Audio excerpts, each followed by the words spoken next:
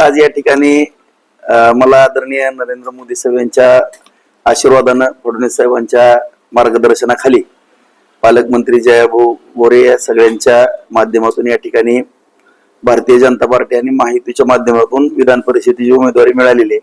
आणि आज प्रचाराचा शुभारंभ करत असताना आपल्या सर्वांचं दैवत, संपूर्ण या राज्याचं असलेलं दैवत विठ्ठल रुक्मिणी मातेच्या चरणी या ठिकाणी नतमस्तक होऊन मी प्रचाराला सुरुवात करतोय. त्याचबरोबर या ठिकाणी आदरणीय ज्यांचे मला पूर्वी आशीर्वाद सातत्याने मिळाले, आदरणीय सुधाकर परिचारक मालकांचं पण या ठिकाणी दर्शन या ठिकाणी घेतलेलं आहे.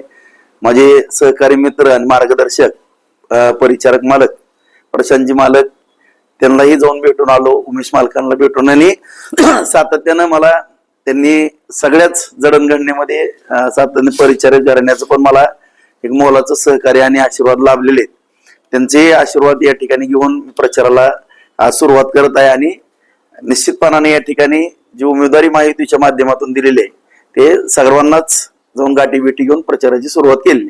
आपण पण पाहताय की तो पार्ट वेगळा आणि काम करत असताना एक सामाजिक कार्यकर्ता म्हणून मी मग सांगितलं की माझं तालुक्यामध्ये सुद्धा आज आता 57,000चं लीड आहे. त्या ठिकाणी 12 पैकी 12 पंचायत समिती, 6 पैकी 6 जिल्हा परिषद, 18ला 18 बाजार समिती, परत नगरपालिका 46 मतांन नगराध्यक्ष बहुमतान त्या ठिकाणी आलेले. आणि सातत्यानं या 30 वर्षामध्ये मी राजकारणामध्ये काम करणारा एक कार्यकर्ता. आणि पार्टीला वाटलं की ही निवडणूक लढवत असताना सगळ्यांना बरोबर घेण्याचं माझं जे काम पाहिलं असेल, त्यामुळे मला या ठिकाणी कदाचित पुढच्या भविष्यातल्या काही आणखीन समीकरण आहेत, लोकसभेच्या पुढे निवडणूक आहेत, ह्या सुद्धा काही बाबी असतील.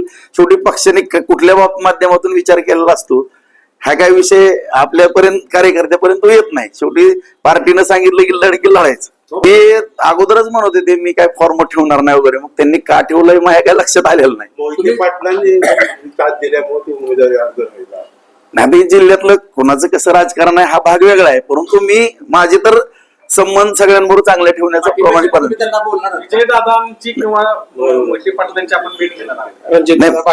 मुद्दा आता त्यांचं कशा पद्धतीने प्रचाराची रणनीती आहे किंवा त्यांना मी बोललेलं आवडेल का नाही आवडेल किंवा त्यांच्या उमेदवाराचा प्रचार करताना त्यांच्या काय बाबी असतील, ह्या सगळ्याचा विचार करूनच पुढचे निर्णय घेणं योग्य होईल असं माझ्यासारख्या कार्यकर्त्याला वाटतं. हो, सगळ्यांना भेटणार. आता शेवटी मतदान घ्यायचं म्हणल्यानंतर सगळ्यांचे आशीर्वाद घेणं, सगळ्यांच्या गाठी भेटी घेणं ते उमेदवाराचं कामच असते. पोट निवडणूक असू दे किंवा विधानसभा असू दे, परिचारकांना थांबावं लागलं, पक्षांनी थांबवले, आता सुद्धा चर्चेत का होतं, कुठेतरी त्यांच्यासाठी कुठेतरी तुम्ही हे करणार आहे का प्रयत्न, किंवा त्यांना?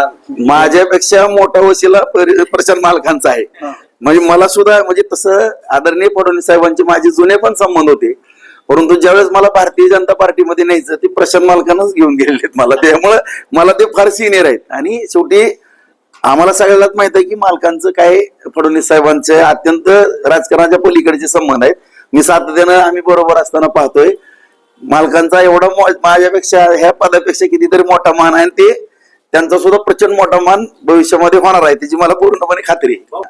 आदरणीय फडणवीस साहेबांच्या मार्गदर्शनाखाली काम करत असताना मी सगळ्यांबरोबर सांगितलं की संबंध चांगले ठेवलेत, कारण कोण कुठल्या वेळेस मदतीला येईल. आणि सातत्यानं सोलापूर जिल्हा असेल किंवा धाराशिव जिल्हा असेल यामध्ये संबंध मी चांगले निर्माण केलेले आहेत की कधीही कोणाची गरज पडते. आणि मला म्हणजे अनापेक्षित ही उमेदवारी आलेली आहे माझ्याकडे. मी खरंच सांगतो की प्रामाणिकपणाने सांगतो की पार्टीनं माझ्यावरती विश्वास टाकलेला आहे. आणि विश्वास टाकण्याचं कारणच मला दिसून येतं की सगळ्यांबरोबर असलेले सलोख्याचे संबंध.